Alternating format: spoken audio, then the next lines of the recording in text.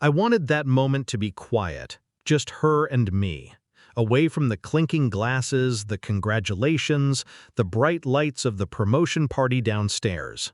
She'd always said I didn't know how to pause, how to just be in the moment. So I climbed the stairs, glass of champagne in hand, to share it with her. The news, the joy, the future we had built together finally bearing fruit. But she wasn't in our bedroom. She wasn't in the hallway. And then I heard her voice, laughing, mocking, from the office. I paused outside the door, hand tightening around the glass. I heard another voice, male, low, familiar, my boss. "He's so damn gullible," she said, chuckling. "He thinks this whole night is about his promotion." The glass didn't drop. I didn't burst in. I stood still, so quiet it scared me. "Just keep him busy a little longer," my boss said. "6 months tops. The buyout's coming. Once that hits, we'll bleed his shares dry and cut him loose. He won't know what hit him." And she laughed, like it was a joke, like I was the joke.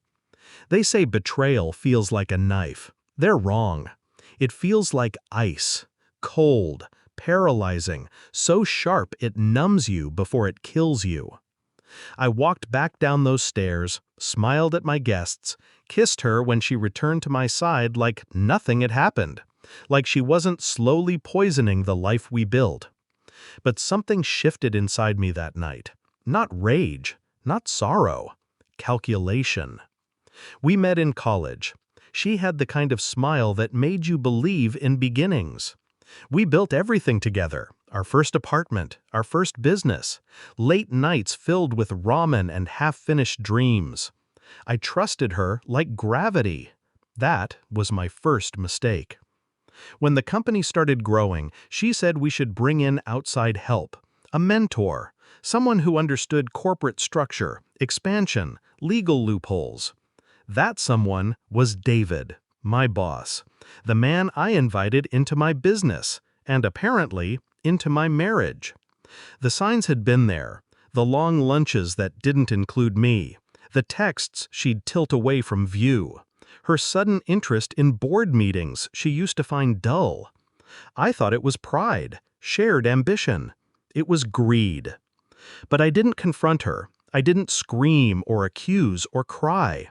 I got smarter. I moved in silence, like a shadow.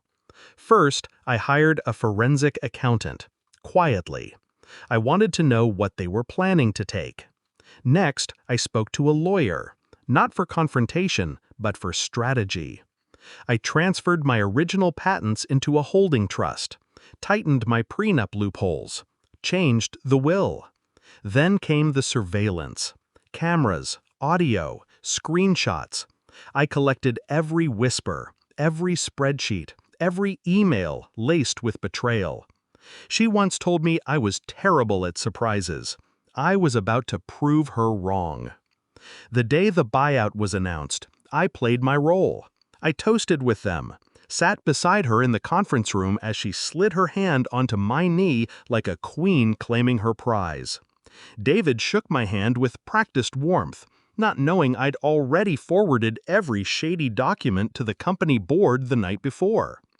They were going to lock me out, steal the majority shares, replace me quietly while I was still smiling.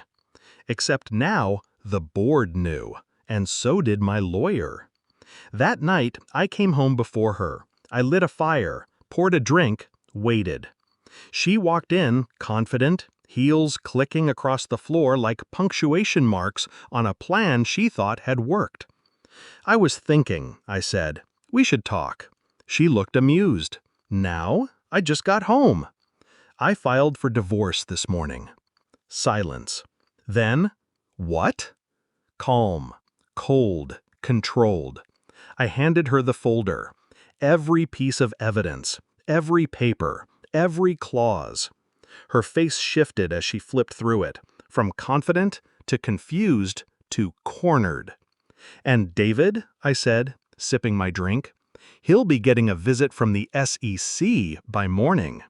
"You wouldn't?" I did. The fallout was swift. She tried to deny it, of course, but the evidence was airtight. Audio, bank records, emails. The board turned on David before the week was over. His shares were frozen, his assets investigated. And her? She begged, cried, said she made a mistake, that we could fix it, that we'd been through worse. I nodded. Let her speak. Let her unravel. Then I signed the papers in front of her and walked away. People think revenge is loud, explosive, dramatic. But the best revenge is quiet, methodical, and final. She laughed at me once, said I was too soft. Now she sits in a half-empty condo, reputation scorched, bank accounts frozen, future slipping through her fingers like sand. And I wake up every morning in peace. I don't miss her. I don't hate her. She made her choices. I made mine.